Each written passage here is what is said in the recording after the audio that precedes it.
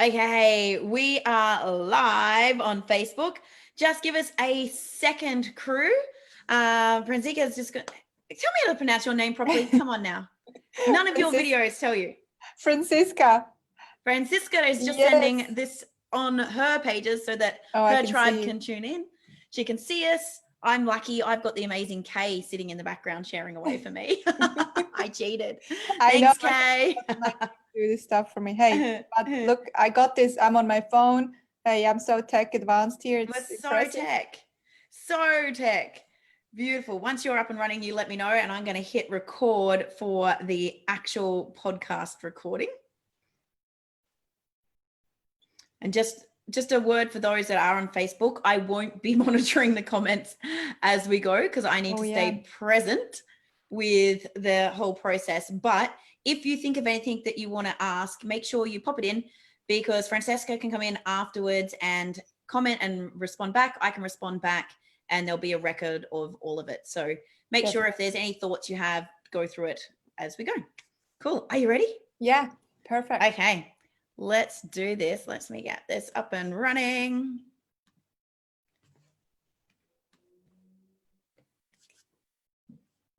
Okay, welcome to this episode of Barrels and Business, where we aim to bring you an hour or so of entertainment. Franziska said, what would be a great show for me today? I said, if we can give tangible tips and advice to all of the listeners on how they can market and grow their business, but more importantly, have a bit of fun because no one likes a fucking boring podcast, right? Oh, you're swearing too. Whoa. Oh yeah, there's a bit of swearing in mine. I probably should have framed you up. I'll be good on yours, I promise. No, I'm happy for you to swear. In my personal life, I love swearing, especially in my Swiss language. I really enjoy swearing. I try not to swear too much in front of kids or not at all. Or so if you've got kids, don't make them listen. And yeah, in business, I try not to swear too much. You might, make me want to swear if you're swearing a lot. It's going to happen. I'm going to warn you.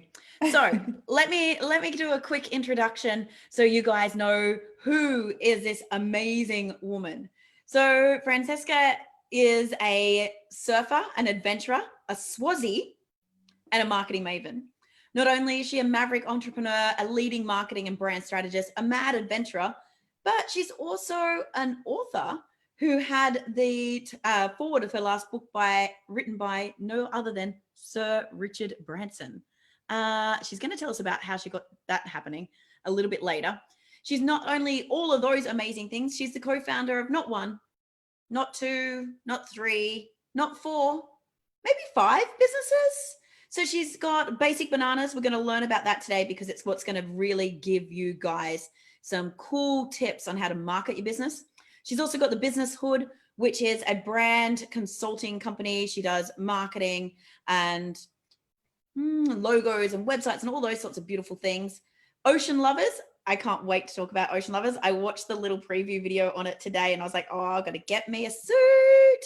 I love what you're doing with that. And also Moments of Humanity.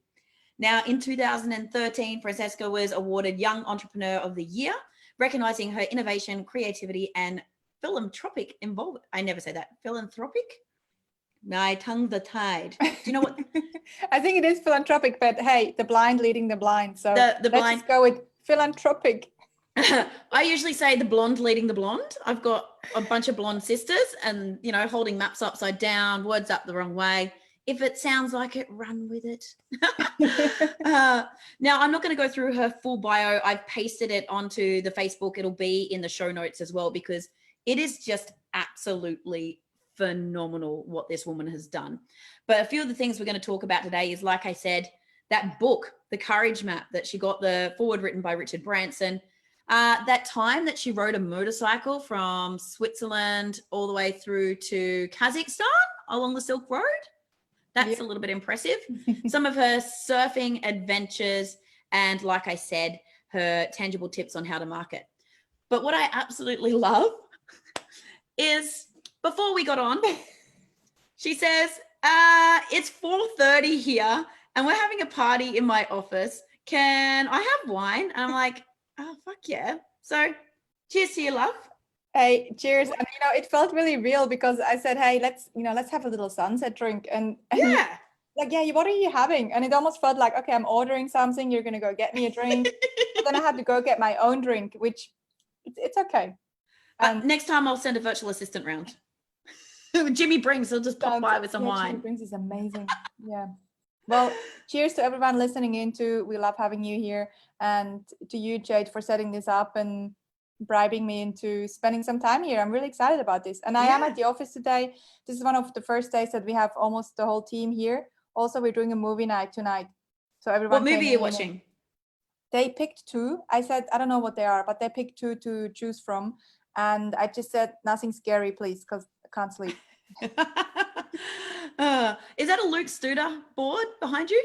It's Simon Anderson. Oh, it's a Simon Anderson. Yeah, Simon Anderson. Wow. Very loyal to Simon Anderson. He's amazing. Wow, I tell you what, the S's are very, very similar. I've got a Studer on the other side. Oh, really? Of here. Yeah. And similar the logo. Yeah. Maybe we need to talk branding to these guys a little bit. Maybe he's funnel hacking. Actually, you know what? Simon Anderson, who runs this, who's an amazing shaper and also quite renowned in the surfing industry. He came up with the 3-fin system. Yes, he did. Yeah, and his wife is actually in our program in the club. Yeah, so she's a member. Really? Yeah, she's a member here and she's amazing. And so she is doing all the marketing for this brand for Simon, and she's beautiful. They're both amazing. They're a great couple. And she's really good. I'm going to be cheeky and say, put in a good word for me. I'd love to have Simon on the show. Bring them both on. Let's talk all things surfing and business. Yeah, I can see what I can do. Sharon would probably make herself available. Simon, maybe he's a little bit introverted. He's a little introvert. Yeah. See if we can drag him out. But I can maybe hook you up with Sharon and then see what, she's very interesting. She'd do a great job. Amazing. Thank you. So tell us then, how come you're so loyal to Simon? What's in your quiver? What got you onto an Anderson? I love his sports. Well, he is a local. I live in Narrabeen here. Well, not that I'm a local, clearly, with my accent, but you're a local now. I'm a local North Narrabeen resident now, and I've been here for 14 years. But Simon, who is the shaper, he lives in this area in Newport, and he surfs a lot in Narrabeen, and he's just a really nice man. And most of my surfboards are Simon Anderson surfboards. I just love them. It's not that I know too much of a difference. You could give me any surfboard and I would love it. Anything that floats. And usually I like the skinny sort of shapes, skinny and thin. So anything that is skinny and thin, I'll be excited.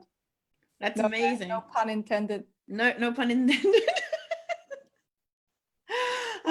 I've only just moved on to a skinny and thin. I used to go for a long and wide. Really? Yeah. Oh my God. The longer and the wider, the better. Is that? This is going really well, this show, by the way. More beer. I've only had one sip of wine and look at us already go. My first custom board was a Dennis Anderson. So it was a Dennis Anderson tradition. And because I rode a longboard as a kid, and my dad had hopes that I was going to go on and tour, and the girls I used to surf and beat went on to surf for Roxy a little bit. And I went off and decided to run businesses instead. Broke Dad's heart.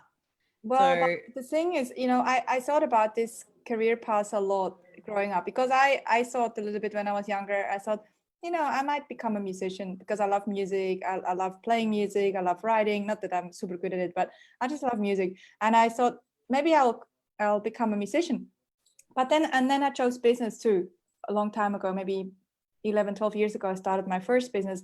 And I realized that, sometimes you keep some things, like for me, like surfing and music and adventuring. These are my passions that I need money for to do.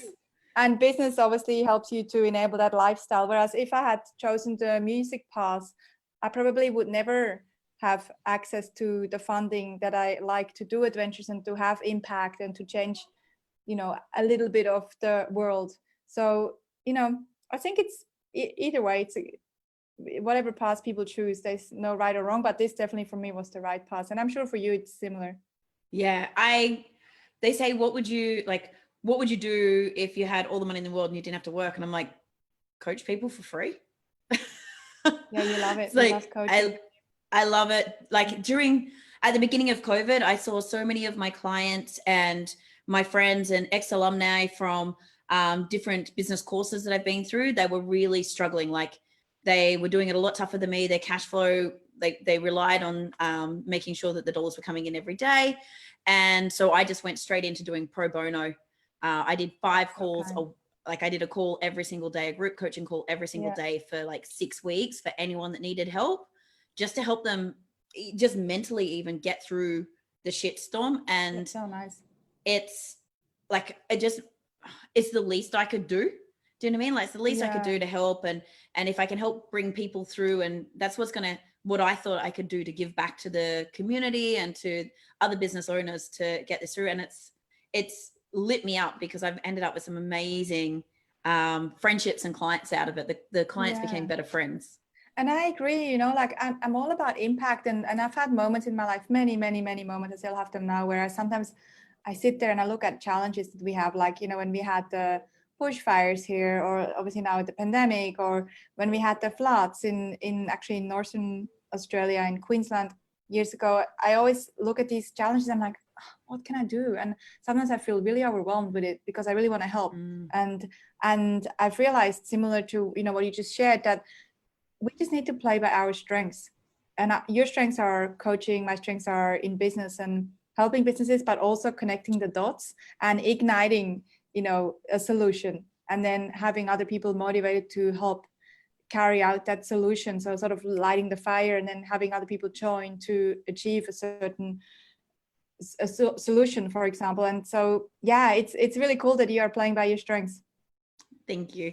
Yeah, I think if the key thing that I teach actually is to people to stick to their genius. Like you've probably heard of Strength Finder and like the whole principles of don't go work on, like, don't work on your weaknesses at all, but play to your strengths. Don't waste time and energy trying to make yourself something you're not. Spend the energy turning up the dial on what you are and radiating from that, and, you know, being the best version of you that you can be. Not like, I've got a quote saying, like, stop trying to be the best version of yourself, because the best version of yourself is usually you're trying to compare yourself to other people and be as good as them. And you're, rather than just going inside and going, okay, who am I really? And what can I do to turn the dial up on how fucking epic I am and what my special thing is? Yeah, I agree. And, you know, this is a principle that I talked about actually in the book, which probably we will talk about more, is the whole principle on truth and sticking by your truth and not really paying too much attention what other people tell you should be doing or you shouldn't be doing, but doing exactly what you feel you're called to do. So talk to us about the book. Tell us more about it. So how did it come about? What are the key takeaways, and what was your driver behind getting all of those thoughts onto paper? Yeah, so the book came out this year in May 2020, and it took me almost 2 years from start to finish. So I started writing it in June 2018, and the journey started a little bit before then. I remember I told you, I think maybe 4 or 5 or so years ago, I did a program for Mindvalley. So Mindvalley flew me to Kuala Lumpur, where they have their headquarters, and we recorded over a few days a program on being bold and achieving the impossible. And it was very much a mindset thing. Really, it was really fun to work with the team. We had a blast for a few days, just giggling all day in a studio, and just, it was super cool. The team are great. And then I thought, you know, one day, this is my 3rd book, and I thought maybe one day I will write a book on courage. But my last 2 books were on marketing, and the second one was on branding, which these are my strengths. This is what I work in all day long. So they were really relevant to my businesses. And then the last one, the 3rd one on courage, it's not completely relevant. It's more, you know, personal. And so I didn't really want to go there too soon because I just had other things to do and I was focused on business. And so 2 years ago in June, when I started this motorbike journey from Switzerland to Kazakhstan along the Silk Road, I was traveling with one of my friends, Mike, and he just observed me. I was a little bit his like test thing. I think he was just like, he would observe me and then he would analyze my actions and he would then ask me questions. And one of the questions he kept asking is, Franziska, do you never feel fear? And I'm like, what? It's like, do you actually, like, does your brain work in a way where you don't feel fear? And I'm like, no, of course I feel fear. I feel fear all the time. He's like, well, why, the way that you act and the way that you interact with people and the way that you go about life, it doesn't seem that you have a lot of fears. And I said, I just take action despite the fear. And so he said, you know what, you should write on this. I think a lot of people could learn from this. And so that's when I started writing the book and came up with the 13 principles that I outline in the book and started drafting it on the first journey. Didn't really get that much done while riding a motorbike, but got a lot of thinking done because I had, in my helmet, 8-10 hours a day of thinking, just me and my thoughts. So that was really useful. And sometimes it's also a bit random to observe the brain. What's going on? Well, these thoughts are very random. And yeah, that's how it started. Amazing. What are the 13 principles? Oh my God, do I need to know them by memory? Not all of them. Do you have a copy there? Do you have a copy there? I'm like, I wish I had the copy here. No, I actually don't. Oh, actually, I do have a copy here in the other room.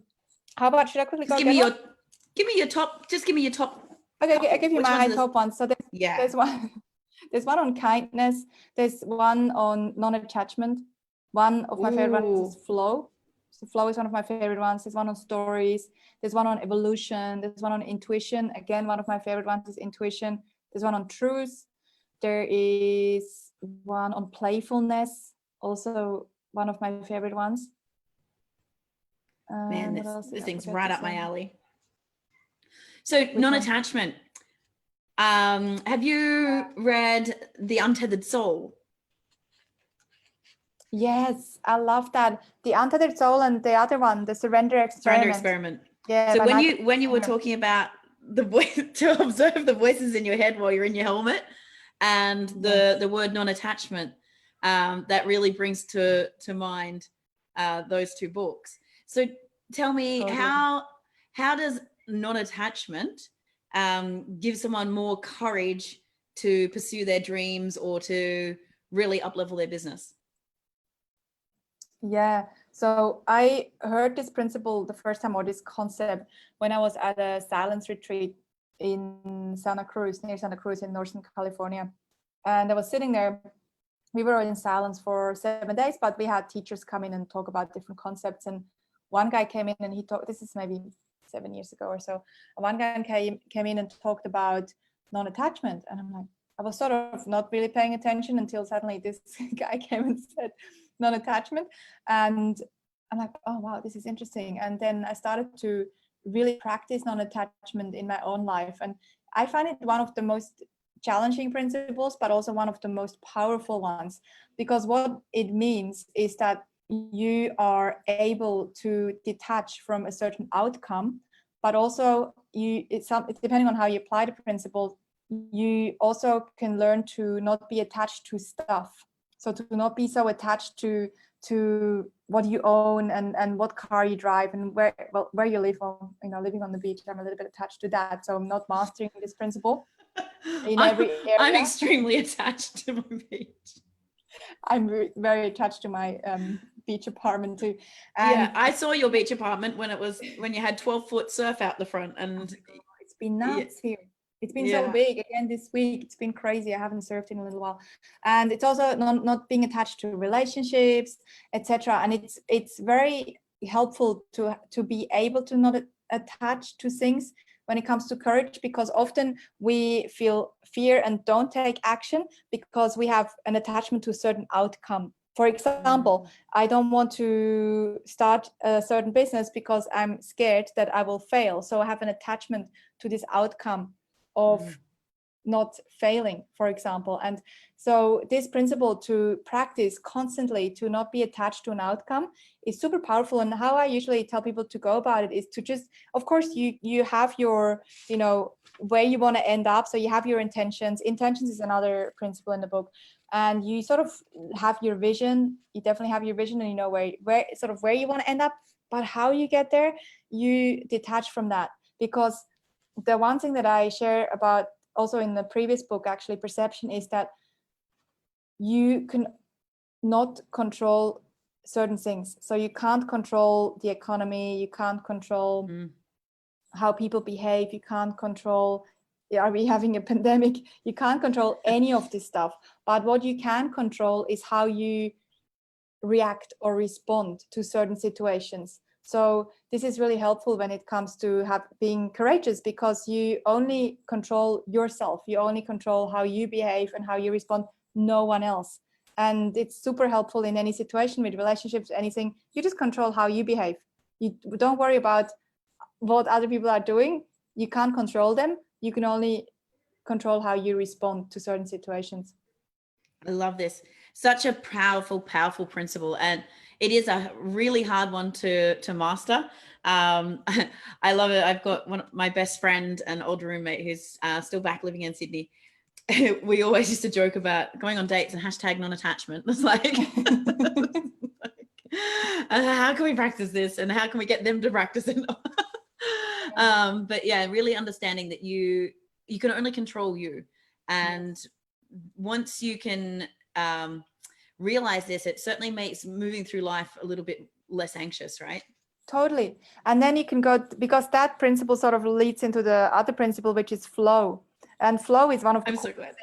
Yeah. Should we talk a little bit about flow? I was just looking back at this and I'm like, flow is the next one I want to talk about. I'm a performance and flow consultant, because flow state is something that means so much to me. And being Mindvalley, you've probably been around Stephen Kotler as well, and his study of flow and the flow genome. And please elaborate on what flow means for you. So there are different kinds of flows. So there's one where we have flow states, which are cool, and probably every human has experienced them. There are different ways to get into flow states. This is not really so much what I'm sharing in the book, but it's still great to quickly share on, and maybe you can share your insights here too. But one of the best sports to get into flow states is surfing, for example, because you're sitting in the ocean, you have nothing to distract you, there's no technology, it's just you on a surfboard in the ocean, and when the wave comes and you're paddling for it, there's only pure presence. And you drop into these flow states when you have this pure presence. And the cool thing about it is also that fear doesn't exist in the present moment. Fear only exists when you go either forward or backwards. So, for example, you can feel fear if you think about a future scenario that hasn't happened yet, that is called anxiety. Or you might feel fear because you're thinking about what's happened in the past in your life, and that might cause certain feelings of frustrations, anger, depression, anything like that. So flow is a really cool way to stay present. And also right now and then I'd love to hear actually your application a bit of flow too. Right now, as we're going through these uncertain times, and every day is almost like a new year. I was running a business planning session the other day, and I said, let's look at our 2020 plans. Oh, wait. Our goals are completely different to what they were at the beginning of 2020.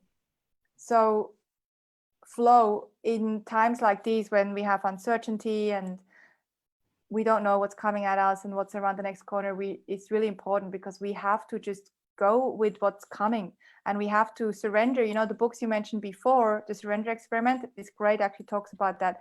We have to learn as humans to just surrender to situations, because it will help us to not fight against the current. And this is obviously a metaphor in the ocean. When you fight against the current in the ocean, you have zero chance.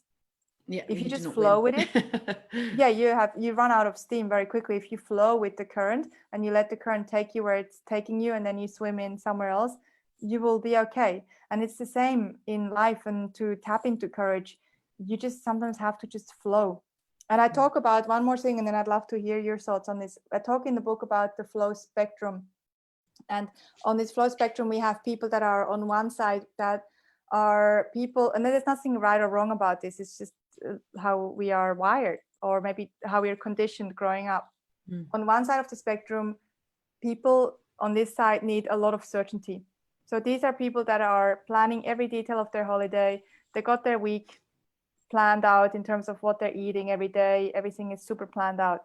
And then on this side of the spectrum, you have people that are just well, yeah, we'll work it out. You know, it's 6 o'clock. What should we have for dinner? You sort of work it out as things come at you, or you go on a holiday and you maybe book your flights, but the rest, well, right now, unfortunately, we're not booking so many flights, but oh, you just can't even book anything. I desperately, like, I was in the Mentawais for my birthday this time last year, like in August.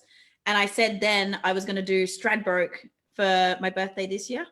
I can't do bloody either of them. I know. I'm really sorry about that. I know.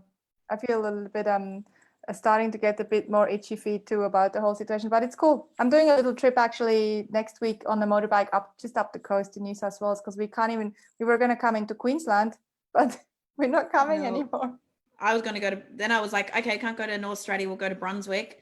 And Brunswick was in our bubble that we could go to. Brunswick got kicked out. So. Oh, really? Yeah. So, oh, well, have a local party. You live on the beach, you'll be fine. Yeah. I'm going to go to South Australia tomorrow morning for a surf. So that'll do. Fun. So on this flow spectrum, then you have the people over here that they're totally cool with uncertainty. And generally what you will see is the more you move up into here, where you're cool with uncertainty, where you're happy. These are also often entrepreneurial people. They live up here. They're okay with uncertainty. They don't need to plan everything. It's just, yeah, let's work it out, because you have to work out things on the fly all the time when you run a business. And so on this side, you are also able to take more risks because you don't worry too much. You'll work it out. Whereas over here, people are a bit more risk averse. So it's really cool to know where you are roughly. Are you super driven by certainty and you need to map everything out, and you need to know every detail, or are you a little bit more over here?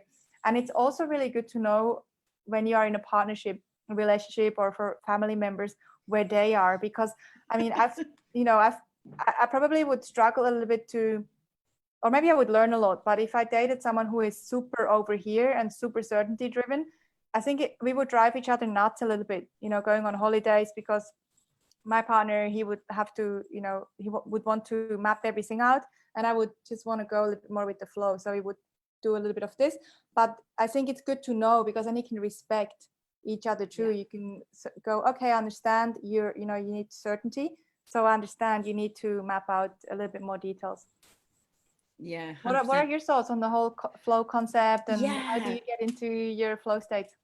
So for me, because I work a lot with entrepreneurs, a lot with in the Roger James Hamilton spectrum of like the creative dynamo genius, which is head in the sky, big picture, not very structured and very planned, and they have lots of ideas, but the ideas don't see their potential because they don't actually structure their days to do it, because they do get squirreled and shiny thing because they have no structure. Mm-hmm. So I work a lot with creating ideal week plans, and I found this really, really helped me. It takes a lot of iteration, but firstly, understanding and unpacking what all the tasks are that you need to get done in a day, or things you want to get done. So even like time for spirit and for surfing and for loved ones and your normal tasks and working towards your goals, and figuring out which energy they are, and then what state you need to do to get yourself into the zone to be in that energy. So for me to do bookkeeping or invoicing or anything detailed, like I need to like completely shut off. I need to not have pump up music going. I need to have my my oils going. I need to have like no makeup on. Don't talk to anyone that's super fun, because then I just go off in my blaze personality thing and I want to go do fun shit. So I have to like get myself in the zone. I need to be in an inspiring space where I can look up and not feel constrained. So I'll sit facing this way and have all my stuff sorted out, and making sure I don't have any distractions that could derail me. So I help people to figure out what the energies are. How do you craft your flow state for that particular energy, and have an ideal week? So there's a bit of structure, and it's ideal, right? You don't do it all the time, so that you have something to work towards and you're constantly taking steps towards the goals you want, but that you also have an alternate. So if shit hits the fan, you can switch gears. But a lot of that plan is also about giving yourself time to just be, not do. So white space, spirit time, downtime, as well, because for me, I get busy being busy. And once I'm in flow doing business, I forget to stop, and I'll just keep going and keep going and keep going. So I actually have to have the structure to block my calendar out so no one can book in. Like tomorrow, I've got one call from 6 a.m. till 7 a.m. and then the rest of the day is locked off. And nearly every Thursday is like that, so that I can go surfing, spend time with my family. Otherwise, I'll just keep on trucking. Yeah, I like that. I actually really like what you said about creating personas or even spaces to do certain tasks. You know, Yep. If you have to do admin, or if you have to do calls, or if you have to do thinking tasks, you might even sit in a different spot or have different lighting or have different music. Yeah. And I think that is actually very useful. I do that. I'm quite fortunate nowadays. I have a team, so there are a lot of tasks that I used to have to do that would drive me nuts. Admin drives me nuts, and definitely, any invoicing, etc., don't have to do anymore. But when I had to do these things, I would definitely need a certain space, or sit at the desk and have nobody talk to me. Or, to be honest, right now I'm still sometimes doing some tasks I don't enjoy so much. Like today, I told you, I had one of these days I was doing some ad campaigns, and especially the strategy part, which I don't mind too much, but I also went into the back end and I started to go, what the heck, this is driving me nuts. So I had to go into a space. That's why I'm here right now. I mean, I was in a communal space here where everybody's sitting and chatting, and then I'm like, guys, I have to just lock myself away for an hour or 2 hours to just not talk to anyone. My phone is on silence. I'm not looking at it. I'm not responding to everyone because I have to be super focused. Well, I found when I was writing, like doing my social media and stuff, I felt like it wasn't a real business task. So I really struggled to do the engagement and everything. And I just find any excuse to be busy and not do it. So I've actually found for myself, for me to write my content for social media or to do that engagement stuff, the best time for me to do it is like on a Saturday or a Sunday. Saturday morning, sitting on my sunbed over here, looking out, and it feels like it's like it's an okay time to do it. Or Sunday afternoons with a beer at sunset is also good, because I feel like, I don't know, I've given myself the space, but it took some noticing of like, oh, I'm procrastinating and not doing that, even though I was supposed to do it. What's the thought behind it? What's the resistance? And then noticing when I feel like I'm in flow and when does that work? There's a pattern there. So I'm going to tweak my ideal week to suit that. Yeah, I love that. And I'm amazing at messages in the morning. That's really cool. I love that, obviously you're super aware of this. One more thing on this, actually, and this is something I heard someone else talk about too, but it's definitely working, and it's working for me too. Sometimes people talk about when you have to do a certain task that is more creative, like writing, for example, or creating something, art or music. And sometimes we have this thing that is called the writer's block. And someone else actually said it, but I totally, fully, wholeheartedly am a believer in this too. I think it's a little bit of a well, I'm going to swear one time here and then that's it. It's a bit of bullshit. I think the whole writer's block thing, it can be a little bit of an excuse. And what I have found, and what probably prolific writers have found too, is that sometimes you just need to sit down and just do it, even if you don't feel like it. And I've found this with this last book, but more importantly, also right now I'm writing another book because the publisher approached me with this book that I don't really want to write. So I have to force myself to write it. And I see this over the last maybe 3-4 weeks. I've sat down every single morning, usually when I wake up 6 o'clock or so, 7 o'clock, I sit down and I focus. I make myself write for maybe 2 hours. I make myself, and sometimes the first half an hour, I'm drifting off, I'm looking at my emails, I go on Facebook, I go make a tea. And then eventually I'm like resisting. It's almost like a battle, I'm almost like battling myself, like, let's go make a tea, let's go get some breakfast. And then eventually it's like, okay, let's write.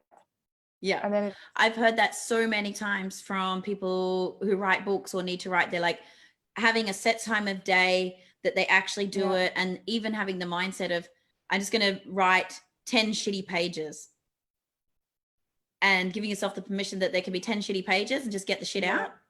Yeah. and then crack on with it. But yeah, cultivating, there's so much power in the power of habit. And even like, if you think about elite athletes, they've got a routine that they go through to get themselves into state and into peak performance. And it's like a pattern, and you can train your brain with the habits of, okay, if I'm sitting down to write, this is where I write this. And same with meditation, right? They say about having your meditation mat or a certain type of music and a certain thing, because you're just training your body to, and your brain to respond quicker and to drop into that state so that you can get into it a lot and get into flow a lot easier. So I really do believe in that for the energies and understanding and just taking, it takes a little bit of time, like probably a good month of really noticing, oh, what am I doing to procrastinate? I'm making a cup of tea. Okay, so tomorrow morning, if I'm going to write at 6, the tea has to be made at 5:55, because at 6 I'm at my desk. Yeah, and I'm not that strict on myself, so I definitely, I allow a little bit of flow and whatever. And but I would actually love to know from you, because I know the habit thing is very important. And I'll give you my take on it in a minute. But what are some of your habits that you find are working? Yeah. Maybe have a morning routine, evening routine? Yep. So for almost as long as I can remember, 5 a.m. club.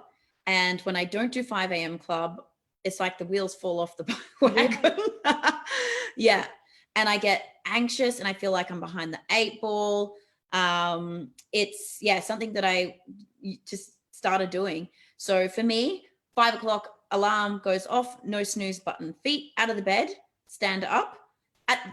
When we're in a rhythm, I go out of my room, I knock on my roommate's door, I come to the kitchen, turn the kettle on, go back to my room, make the bed. Because she gets up at 5 too? If I wake her up, yes. But so, you do it, does she want to be woken up, or you just... Yeah, she asked me to wake her up.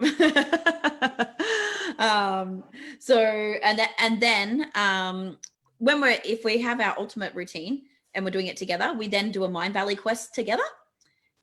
So from 5 till 6, we get our cup of tea and we talk about how we integrated the learnings from the day before. Then we do the quest. Then we talk about what came up from it. Then she will run and I will skateboard down to our local coffee shop, grab a coffee, and then skate back. Usually by then we've got some pump up tunes going on, and depending on who's got to be ready first will be who's in the shower. I often will be found out the front at 7 o'clock in the morning with glow balls, dancing like a crazy person to Timmy Trumpet or Tomorrowland with a set of glow balls, and everyone on the beach thinks that's hilarious. And then we get into the structure of our day when we're operating like that. For me, if it's just me on my own, again, I get up at 5, I make my bed straight away, I come out, chuck the kettle on, and I sit here, and I usually get my plan done for the day. That's when I get back to all my messages. So that's like, I'll get back to all my text messages, my WhatsApps, handle all that sort of stuff. I kind of somehow get in the zone. It's like, oh yeah, get all that off my plate. Then watch the sunrise, and then decide, am I skating or surfing, or sometimes I have a call. But that's like my morning routine. I've added in, because I've been terrible at drinking water. The first thing I do is when I come out to the kitchen, I fill up the glass of water while I'm walking around doing everything. And I find that's, if I miss that and I don't feel like I've had my me time, I'm a bit off kilter. And if I wake up late, I feel like I'm being owned by the day and I'm chasing my tail and I'm not in control. That gives me the feeling of being in control. Interesting. Yeah, that's so interesting. I don't want to burst your bubble, and this research might not even be super deep, but I did read an article just last week. It was published by Inc. and it was talking about how REM sleep, REM sleep, what does REM stand for? REM? But it's... Yes, it's that, yeah. Where we want to be. Yep. Google the thing.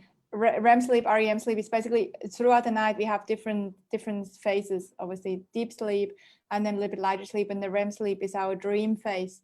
So in the REM sleep is when we dream and process, etc. And what this research showed is that usually before we wake up is when we have a lot of REM sleep. So the last sort of bit of sleeping is often when we dream a lot. And I've noticed this a lot in the mornings. It's usually when I go crazy with my dreams. Don't remember always. Yep. But so what they said, because of that, because REM is really important to process, they said that it's better if you can not to set an alarm. Yeah. But they said I usually wake up naturally. It's funny because I'm so used to 5 a.m. club. I normally wake up at like 4:58, 4:59, like, and sometimes I wake up freaking out that I've overslept. Yeah, that's amazing. But the what majority, do you do when you go, yeah, sorry. What if you go to bed late? Do you just still wake up? Yeah, I do. Like I still wake up. I might choose if I've had a really late night, I might choose to go back to bed if I feel like that's going to be better for me. But generally I'm awake, and this comes from bad behavior before though. I used to only sleep like 2, maybe 3 hours a night. So even if I went to bed at 2:30 or 3, I'd still be up at 5. So it's yeah, not that wasn't a great habit. I probably average 5 hours now, but I'm trying to get myself to 6.5, 7. Yeah, I like 8 hours, but again, like I don't use an alarm. I feel like a truck. If I sleep 8 hours, I actually feel like I have the worst hangover in the world, and like I've been hit by a Mack truck. Horrible. That's so funny. I think everyone has different amounts that they need to sleep. But I remember there used to be a fashion where some entrepreneurs found it really cool to pimp about how little they sleep. And it was a whole trend. Hey, I only sleep like 1 hour a night. And that's really unhealthy. I'm not a doctor, and I don't know the research behind this, but there was a lot of that was me. And it's one of the reasons, just many, one of the reasons why I left Sydney and left the entrepreneur space that I was in there, because we wore our sleep deprivation as a badge of honor, and it was like, I can outgrind you. I ate Gary Vee for breakfast. It's like fucking hustle. I had to stop eating Gary Vee for breakfast, and I had to get out of that. And I know it's bad. It's just I naturally don't sleep that much. But I'm trying to. I've started putting in an evening routine to help. So putting on my blue light glasses, making sure I now have my shower at 9:30 at night, which is my pattern interrupt. It's like that's telling my brain, okay, we're no more work now. We're winding down. If I can't switch my brain off, I watch a mindless TV show. What are you watching at the moment? Queen of the South. That bitch entrepreneurial. Is it good? I don't know anything about it. Is it mindless? Well, it's like just a Netflix drama, but it's about a young Mexican girl that was like a money changer that became a drug mule who became the cartel boss. Okay. So I really love the character of her. Like she's entrepreneurial. She's really smart. She reads people, and she's like looks for the opportunity. When we talk about the voice in your head and noticing it, there's like she comes on, and like her future self is in talking to her current self, and giving her the advice of like where she's got to man up. And so if I want to make if I find it hard to switch off from work, I'll do that. But I was listening, when in doubt, if I ever need to really shut down, I just listen to Neil Donald Walsh. So if I listen to one of the Conversations with God books, or do the Awaken the Species quest on Mind Valley, I'm out. That's amazing. Yeah. So, okay. What else? Tell us why Richard wrote your forward. Well, why he did it is because I'm freaking awesome. How? Duh. How he did it. No. So how this came about is that when I started the first words of this book, I wrote on the first page the title, which was a placeholder. Second page, I wrote forward by. And I was thinking, okay, who would be the one person, really the only person for me that I would love this forward written by, a book on courage, who is entrepreneurial, who has really influenced my life in terms of, how he has run his businesses, and it was Sir Richard Branson. And so I just wrote it. I just wrote forward by Sir Richard Branson. And when I finished the manuscript, gave it to my editor. And she said, "Oh, is Branson writing your forward?" I said, "Yeah, but he doesn't know yet." And she's like, "Yeah, look, if it doesn't work out, I've got a few other people in mind." Like, he doesn't think that I'll get his forward. And that, look, I didn't really completely know how I would do it. And then, of course, how the universe works and conspires for your success. A bit over a year ago, one of my dear friends, Lisa, she said, hey, there's this... Lisa Messenger? No, Lisa Andrews. Said, hey, there's this tech challenge on Necker Island. And the guy who was running it, also an amazing human, Bill Ty, he is running it. And so spoke to him and her and said, hey, what's the deal? And he said, you should come to this tech challenge. Lisa said you should come. So myself, one of my best friends, Gina, and Lisa, the three girls, and then a bunch of other people I didn't know, we all ended up going to Necker Island in April last year. And when I was looking at the whole thing first, I looked at, how to get there from Sydney. And I've been on so many trips lately, not lately, but back then. And it takes like 35 hours, 4 planes from Sydney. And I was like, I kind of don't want to be on another plane. Right now, I've done so many trips. I need to just relax for a minute in Sydney at my place. And then I thought, you know what, this is my only chance to ever get his forward is if I can ask him in person. There's no other way I can get his forward. I have a few people who know him, but that's not going to work. And so I went to Necker Island and we spent a whole week there. He hung out. And I didn't want to just, ask him straight up because it's a bit lame to go there and ask for favors. So I was just, there we had conversations. We did a few panel discussions. I was on a panel with some other people talking marketing and branding. And then and I spoke to Branson a little bit about the trip I did, and he asked me about it. And he asked me about what does your, partner say about you riding a motorbike through these countries? I'm like, well, it doesn't really have much, I'll go anyway. Yeah, he doesn't have much of a choice. It doesn't really have a choice other than choosing not to date me. And the last day he was sitting there reading a paper and on his own. So I sat next to him. My heart was pounding because I knew I have to ask him now or it's never going to happen. Sat down next to him, talked a little bit about his charity work that he does, especially with ocean conservation, because I'm really passionate about that. And then I just asked him, I said, hey, Richard, I wrote a book and it's called The Courage Map. And I thought, you would be the only one person I would love a forward for this book for. Would you be interested? And he looked at me and he said, and I said, look, I know you probably get hundreds of thousands of requests like these. So, totally understand if you can't do it. And he said, look, Franziska, I really like what you do. And yes, I do get a lot of requests and I only write one forward per year. And so he said, just send it to me and I'll have a look. And I thought that was his way of saying, yeah, but no. And so I sent it to him. And then about a month later, he got back to me and he said, I'll write the forward. And to be honest, my friend Bill, he put in a good word for me too. So that really helped. So Bill has huge credit to him because I reckon he is the one that got it over the line a little bit. Yeah. And he's just a kind man. And so then a month later, he sent me a message saying, hey, it's my pleasure to write this. And then another month passed and he sent me the forward. Oh my gosh. That is amazing. There's so many messages in that story. So for me, the setting the intention, like you put it to the universe. I believe in manifestation, but I was on a rant about this yesterday. I believe in manifestation and the law of attraction, but I believe in the law of action. Absolutely. And so you manifested that, but you also put yourself in the situation to put yourself forward to do it. Yeah. Like he wasn't just gonna be, oh, look, all of a sudden I just heard about this book and I want to write the forward. Or if you send it to him in an email and had no idea who you were, it's not going to happen. It wouldn't have happened. But I really do believe the power of intention and manifestation, and you need to believe it for it to come true.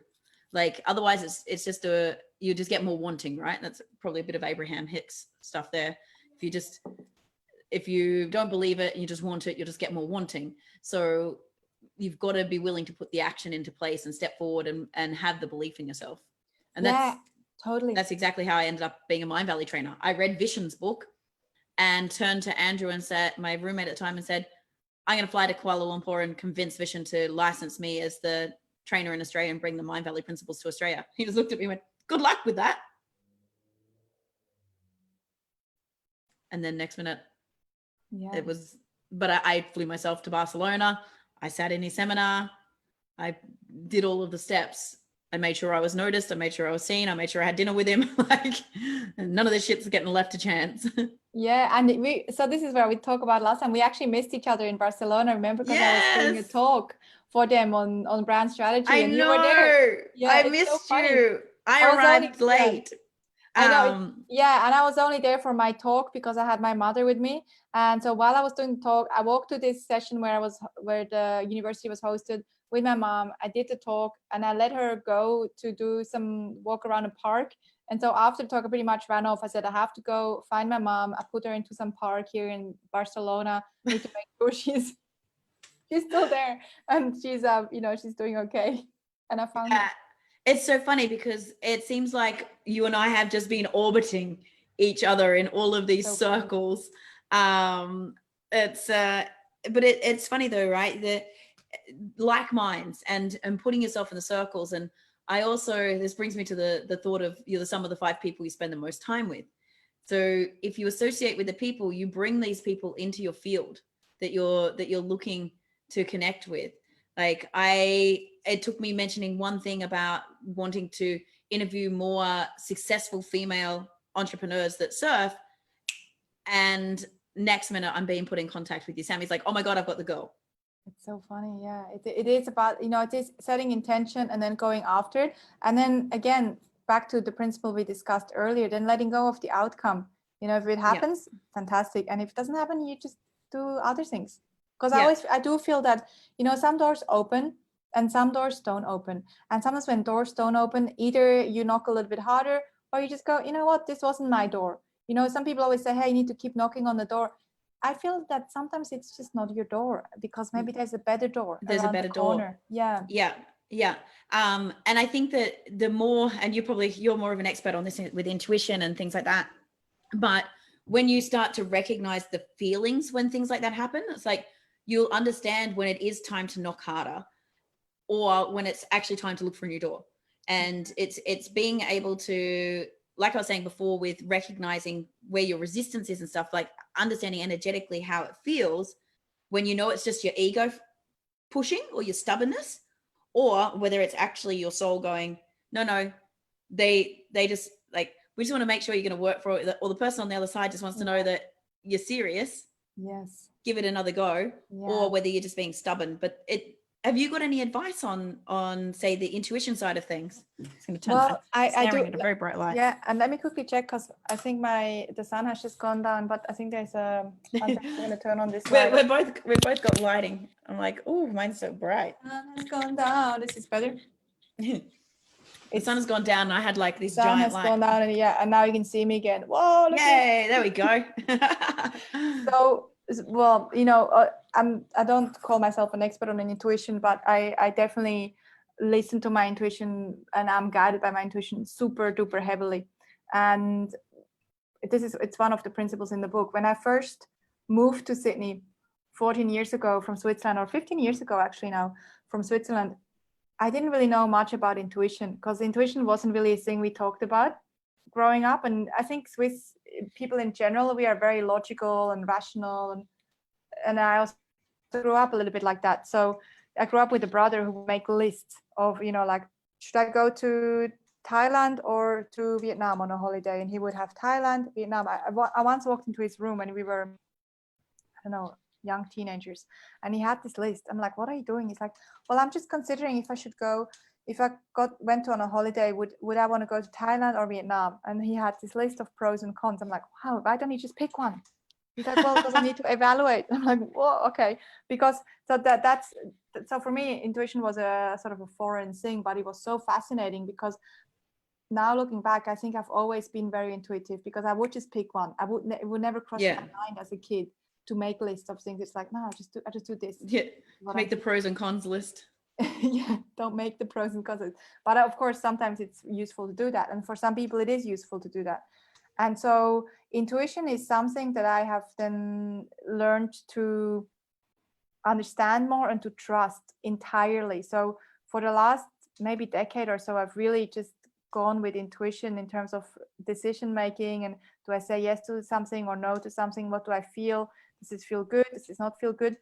And sometimes also in business, sometimes some of my craziest decisions and boldest decisions have been a little bit irrational and maybe seen as irrational by team members. They've often turned out to be the best decisions. So tell me, how do you cultivate that, and how do you put that into play in business? So I think how you cultivate it, I talk in the book about a few different ways of tapping a little bit more into your inner guidance, because what intuition is, all it is that we have a subconscious mind that is processing information, and then from the past, so things that we have experienced, our knowledge, and the subconscious mind is very rapidly processing information, more rapidly than our conscious mind. And it then sends us some signals to give us hints of whether we should do something or not, or yes or no, or which way we should go. And it's fast. Intuition is so fast because it's based on our subconscious mind. And so different ways to access our subconscious are, for example, to immerse ourselves in nature, if we can. I know some people right now are maybe stuck inside a little bit because of this pandemic, but for people that can, immersing ourselves into nature. Meditation is another great way to tap into the unconscious mind and intuition. Another way is to just have a little bit of solitude. So if it's possible, have a little bit of alone time with yourself and get to know how you feel and how you feel in certain situations. And then, so that's how you can practice it. And then just practice making really fast decisions. So when you're hit with something, and you can do it on small decisions that won't have a big risk factor, like where am I going for dinner, here or here? Just pick one, the first thing that comes up. And you can even do it, with elevators. Sometimes it is, I don't know that there's any true in it, but you can look at when you're standing in front of a wall of elevators, you can say, my intuition is saying this elevator is going to come first. And it sounds a bit like magic, and often it doesn't really work, but it's a way to practice just what are you feeling, what are you thinking, and making super duper fast decisions. And then in business, once you really trust yourself and your intuition in business, you just make decisions based on that. What are you feeling? Not always rationally, but how does it feel like? Does it feel like the right thing to do or not? Yeah. And I think to hone that skill in is to recognize, when you've said, my gut said not to do that, or I knew I shouldn't have done that. What was the feeling that you had, and when you made the decision and it didn't turn out? Like, there was something that, it's usually a physiological thing that happens, and either you push through for ego, or your logic brain tries to kick in, or whatever, or the programming of other people, or you hear a voice and you didn't trust your gut. And it's getting in tune with going, okay, what was my gut saying then? Why did I end up choosing this? And what was that sensation? So that when it happens again, I go the other way. Yeah. And it really is. It's just about observing yourself and observing how you feel, and where you feel something in the body. Maybe, that's why sometimes people get chicken skin, or, you guys call it goosebumps. Yeah. What do you get? Yeah, I call them goosies. Oh, I got the goosies. Yeah, goosebumps, or maybe you feel cold, or, I sometimes feel, and I don't always know that is true or not, but I've had moments where I would paddle out in the surf. I had one a few weeks ago, paddle out in the surf in front of my place on my own. There was no one around, and it wasn't scary or anything, but I paddled out. I'm already scared. No. And I was sitting there and waiting for a wave, and I felt weird. Something felt weird. I just didn't feel good. Like, I'm like, something feels weird here. And my heart started going faster. And I'm like, I need to get out of here. And I just left. I don't know if there was, I don't know if there was anything or not, but I just felt like it doesn't feel right now. No. And I'm here on my own. And you don't want to stick around to find out.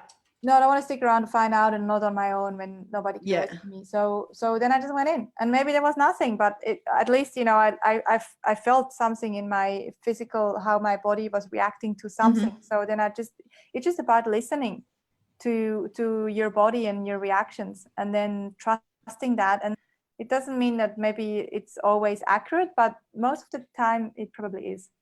Yeah, 100%. Yes, I think that's if everyone can just be mindful for a week and just like like lean into the thought of taking notice and just doing a reflection at the end of the day. Like when I did that, how did I feel? What was the sensation? What if I made a different choice?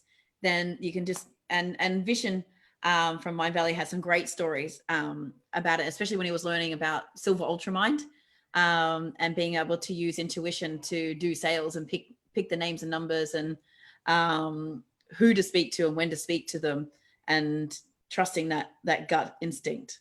And I think that's as a sales, like I was a sales recruiter for 13 years and I used to make 100 cold calls a day and get told to fuck off like 99 times when I first started out of 100, to then I didn't even know what it was back then.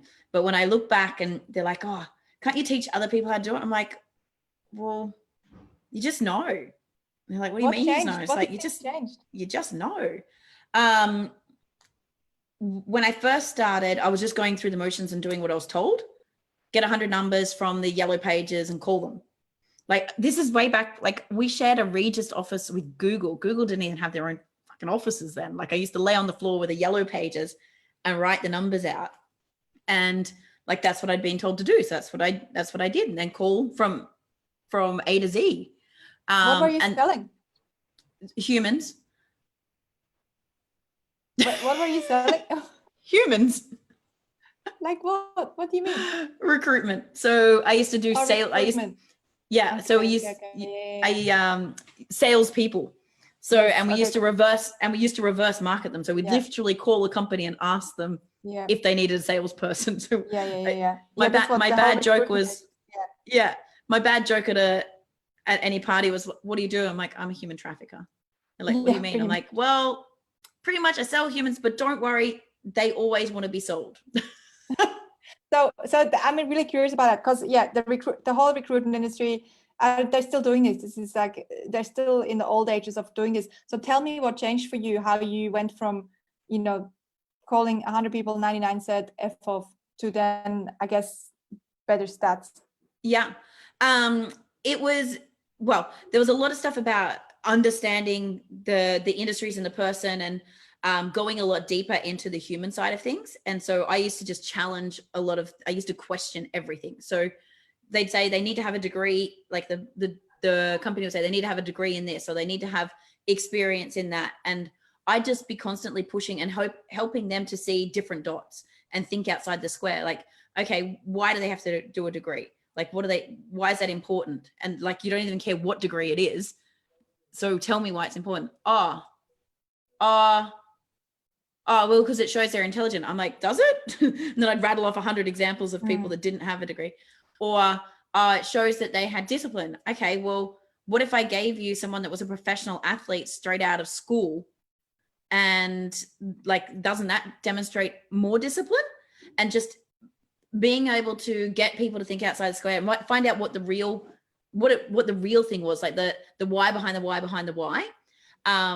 And being able to show how there was transferable skills, or how you could grow your business by tapping into another market. Or you say you want this product knowledge, but you really want to open up these clients. What if I could get you someone that already has the relationships? The product's pretty easy to learn. Like, how long is it going to take you to upskill someone on the product versus find someone and helping them to see the dot, just constantly challenging. But when it came to calling companies, again, it was really doing the research to know which ones would be open and how the value could be added, and not calling the traditional people, but then also going with the gut of who I should call first. It's kind of like, that was the science that I couldn't bottle. It was like, they're like, why'd you call that one? I was like, I don't know. I just felt like inside there was something that said to me that they're the match and to go with them first. That's so cool. And when interviewing, spidey senses. So when the spidey senses started tingling, especially with salespeople, because they can talk so much shit, right? But there's that. Tell me about it. It's the same with dating. When you get the spidey senses, you're like, something's. I can't put my finger on it, but there's something not right here. And being able to listen to the spidey senses and trust that became a real benefit for me, because then I just didn't waste time. That's cool. That's intuition. That's the intuition for sure. Can I switch gears? Yeah, and we have can we do maybe another 10-15 minutes, because we're going to watch a movie with the team after. Of course. So tell me, basic bananas, what are you doing with it? And what are some of the key marketing things that you're like, because you're helping entrepreneurs to market better. You're giving them better ideas. So give me a rundown of what you're doing with it right now and how the entrepreneurs and business owners can do things different. Yeah, so a few questions there. So the mission is still the same. So we started this business 11 years ago with the mission to help small business owners to understand marketing better so that they can grow their businesses. And we do that through marketing mentoring. And we started first in Sydney, and we started with first Sydney companies, and we started first with one-on-one mentoring. I came from advertising. And then we started doing more group mentorings to make it more affordable and still face-to-face. And then we went into different cities, Melbourne, Brisbane, Perth, every major city in Australia. We went to Canada with a partner. We went to the US with a partner, went to Switzerland with a partner, now Sweden. And since the pandemic, so the whole model was very much face-to-face. It's very, people, I feel supported by a business community. We have hundreds of members that are coming through the programs, and our main program is 12 months. It's called the Clever Bunch, and the Clever Bunch used to be, before the pandemic, face-to-face. So every month people would come into a location wherever we were running the sessions to work on their business for half a day, and then they would go away and implement the strategy that they have learned, and then work on it for a month. And we review it, give them personalized feedback, then come back again after a month and learn different strategies. And the whole purpose is always to build a marketing machine using different elements available to small businesses. And so what we're doing now, to answer that question, when the pandemic hit and we couldn't do any face-to-face training anymore, we put everything virtual. So all the training now is virtual for the moment. We are not doing any face-to-face. Every now and then I do some private training within companies, but then that's face-to-face in Sydney often, because that's where I'm based. But that's not really what we generally do. We now run the group training sessions, the Clever Bunch, virtually like this on Zoom with small groups. And the change has been great, because it's a half-day session every month where we get in, we work, we walk through the strategies, we help each other out, and we go. And because people don't have to drive anymore now, it saves them time to drive to the venue. And also I feel that it's making the session super duper focused, because there are no side conversations between people. It's like it's work. With the Zoom breakout rooms, they're really handy. Have you used them? They're so good. Yeah, super handy. Super handy to train and to get people to brainstorm and implement the learnings too. So that's what we're doing now. And then I think you also asked me what's working for businesses in terms of marketing. Yeah. So what's the key advice that you're giving at the moment? So what's the most current, what's the most actionable tips that you could give to small business owners right now when it comes to their marketing? Yeah, there are sort of two things. One is right now, no, three. Let's start do three. So one is, if possible, do spend time and money on marketing. If you're in an industry that you can possibly grow, because in most industries right now, your competitors are not doing anything in terms of spending, because they're scared, they're holding back the money, which you do want to also hold back money, but you do want to spend money on marketing if you can, because it's the time, if you can now, to scale. Even if your industry is down 50%, it doesn't mean that you have to be down 50% if you are smart with your marketing. So do spend time and money on marketing, but make sure you reduce your costs everywhere else. Make sure you're super duper lean, you don't waste money, because you do want to be cashed up right now too. You don't know what's coming, so it's better to be cashed up. And the second thing is, do super targeted campaigns only. So right now, again, because we need to get a high return on every dollar spent, we need to make sure that we don't do any general campaigns. So do campaigns that are very targeted towards a specific audience. So the business needs to think about, who are my best audiences right now and go after those best audiences. So a really good time right now is to review. Look at your customers and go, which ones are my best types of customers? And then do campaigns, marketing campaigns, where you put a bit of money and time behind it to target exactly those kinds of people. That reminds me of Seth Godin's principles of minimum viable audience. Yeah, so yeah. really I haven't heard that, niching. much. Haven't you? It's from his latest book, This Is Marketing. I listened to a really cool podcast with him and Tim Ferriss. Yeah. And it just re-anchored in, like, getting super, like, the 100 loyal fans, the 1,000 loyal fans, and really niching down, getting the people to nod their head, getting that marketing dialed in to those specifics. Yeah, that makes super sense. Yeah, that's exactly that. And then the third one is what we're noticing right now with our business owners, with the members of our community, is video is working super well across most industries. And even if it's just video to create goodwill or to create relationships or to grow your audience, it's working really well because more people are watching stuff on YouTube now than before this pandemic, because they're working from home, maybe they have more time. And so the video format like we are using right now, also doing Facebook lives like we are, and also Instagram lives, or we could actually have gone live on Instagram too. I just remembered. Yeah, we should have next time. Yeah. You can also upload this on Instagram. So yeah, so video right now is the one format that seems to be working really well for everyone. And also just when they do video, it just be real. You know, it's not necessary to have a put on beer, a whole wine. show. Well, not encouraging drinking, of course, but just be real. You know, it doesn't have to be super perfect or polished or anything. Just people want to see the humanity. You know, it's okay to make mistakes, and they're looking through the window now. They're wanting me to go and have a party. I think getting impatient, can feel the impatience. Like, yeah, burning holes in your back. Yeah, exactly.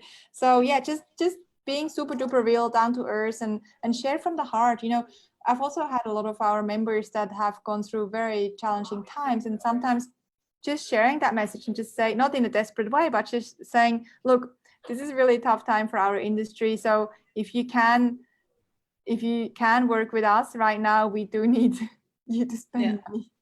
And it's sometimes just that simple message of being super honest, the vulnerability. And encouraging people to support small businesses. This is something that I have been doing over and over again, and that message, I think, is really, hopefully people are hearing it, because I feel like we need to now spend our money with small businesses if we can. You know, the other day I was quite impressed in a bad way, sort of almost a bit surprised, but maybe not surprised. But my partner works at WeWork. He's got an office there, and he sent me a message saying, hey, today's breakfast is on WeWork.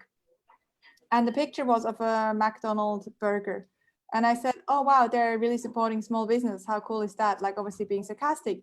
And it's just, you would think, but maybe not, I don't know, we work too much, but you would think that they, especially, but they have to right now, especially with who their business model is as well. Exactly. Like, and they're already on very thin ice, and they provide spaces for small business. Their whole ethos I thought was, you know, to support small, but then they go and buy, first of all, really, you know, bad food that is bad for people, and also a huge chain. So it's a little bit, you know, for people are paying attention to these things. I'm paying attention. So I think if we as small business owners can support other small business owners and collaborate more, that's also really powerful right now. 100%.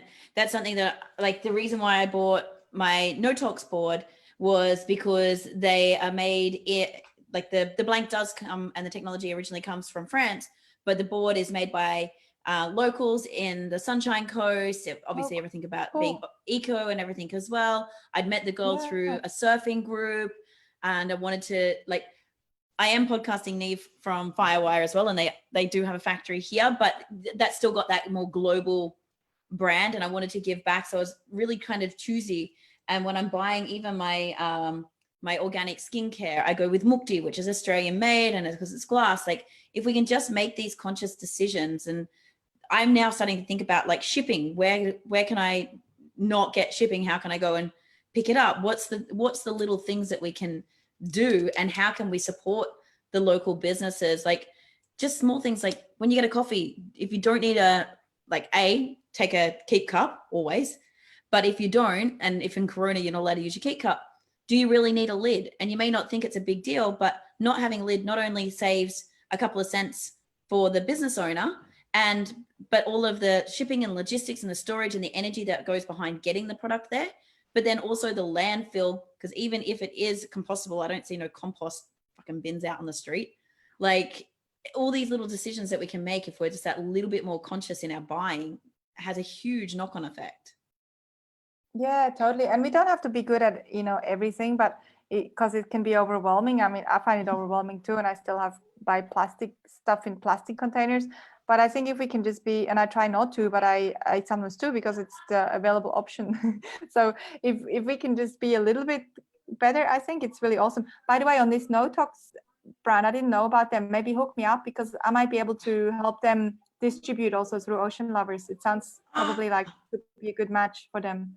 Yes, I'll introduce you. I did a big rave about it on last episode, but 100% the whole idea, it's not only that it's more eco for the environment, but it's way better for the shaper and the glasser because of the bio resin and the less toxic chemicals that they're breathing in while they're manufacturing the boards.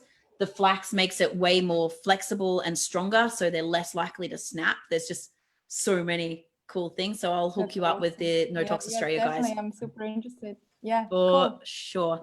I'm conscious that we need to get you back to your party. If you were I just want to ask one more question on the video side of things. So do you feel like people have to be putting the subtitles or having the captions over video, or should they just get the videos up? Well, they do say captions would be good, but we don't always do it on all of our videos. We do it on the ones we use for ads.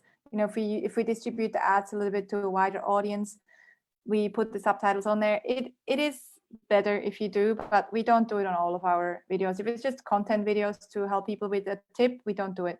But generally, yes, if you're distributing it to a wider audience and you're distributing it especially also on Facebook, where people often scroll through the feed without the volume on, definitely useful. Do you have a recommendation or a tool of where people can get the captions done, or how it's easy to do that? Well, my team does all this work, but I'm pretty sure what they do is they go to rev.com, rev.com to get a transcript. And then they take the transcript and upload it into the video using a software. Probably some of them might be using iMovie or Camtasia or any video editor. I'm pretty sure you can upload it on there. I don't actually do this stuff, but I'm pretty sure that's the process that they're using. Beautiful. And can you just give the listeners just one more tip? If they were sitting down right now to go, okay, where am I going to spend the time and the money for this marketing? What are the couple of elements they want to consider before either hiring an agency or investing? What sort of framework should they go through to make the decision on where to spend the time and money?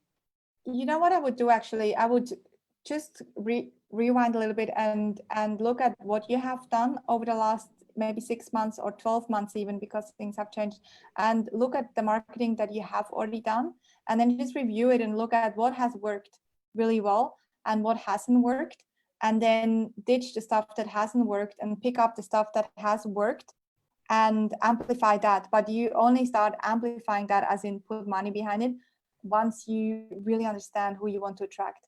So I would start with do a little bit of a review, what's worked, what hasn't worked, what kind of people have you attracted in the past. You can look at the analytics on Google, on Facebook, any channel that you use, look at the analytics and review your audience, and then look at who you want to have more of, and then publish some of the content that has worked in the past and do more of the stuff that has worked.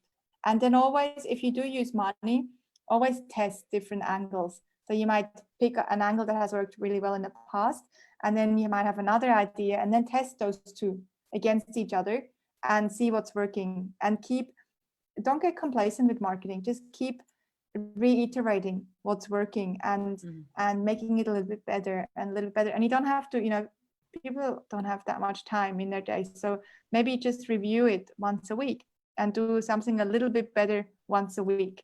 And lastly, something that is working really well for our members here, businesses, is to just block out time. Like you block out time for fun, block out time for marketing. If you want to grow your business, block out time for marketing. And that can be maybe have an hour a day where you call the marketing power hour, or you might have 2 hours on Friday, or you might do over a beer at sunset on a Sunday. Just have at least 1-2 hours a week where you focus on marketing activities. Amazing. Great advice. So tell us, where's the best place for guys to connect with you, follow your story, or get more of your juicy goodness? So you can find me on the most social channels under my name, which is very difficult to spell, Franziska Iseli, Franziska Iseli, Iseli. And also same website, you can find all the projects I'm involved in. For if you run a business, I suggest you go to basicbananas.com. And on the homepage there, we have 2 things that are actually at the moment free for people. They're virtual trainings, live trainings. One is a blast off workshop, which you can see on the homepage. And the other one, it's not on the homepage actually, the other one is a PJ party edition, which we started in March when the pandemic first hit. A lot of businesses started freaking out, panicking, and we're like, okay, what can we do? Well, we're really good at marketing mentoring. We need to bring it in a playful way because everyone is so serious, and we need a little bit of sparkle. So we started the PJ Party Edition, which we have continued running every single week. We run a 45-minute to an hour session for free, usually Monday or Tuesday, where we share different topics on business growth strategies. And the link for that is basicbananas.com/PJ. So those are the few resources I recommend. Amazing. We'll make sure those links are in the show notes so that if anyone wants to go through and get some of that really good free marketing advice, they can access it. Amazing. Beautiful. Thank you so much for your time today. Thanks for sharing a sunset beverage with me and all of your energy. I think this one's been absolutely packed full of gold. So I will let you go to your team and get your movie night on. Is there any other parting words that you'd like to leave the tribe with tonight?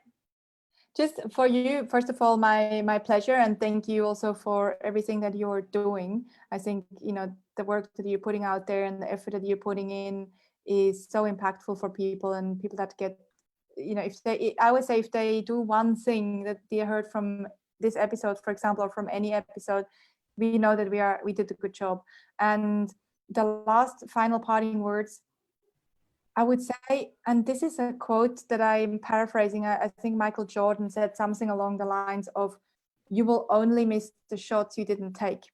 Paraphrasing this, but you will only miss the shots that you didn't take. So when it comes to life and taking action and doing stuff, just do it and then fail and embrace failure and be okay with it and do it again, because you will only, from it.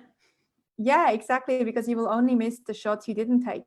So just take the shots. If it feels good, listening to your intuition. Yeah, if it feels good in here. Yeah. Amazing. Exactly. Well, thank you so much for your time tonight, guys.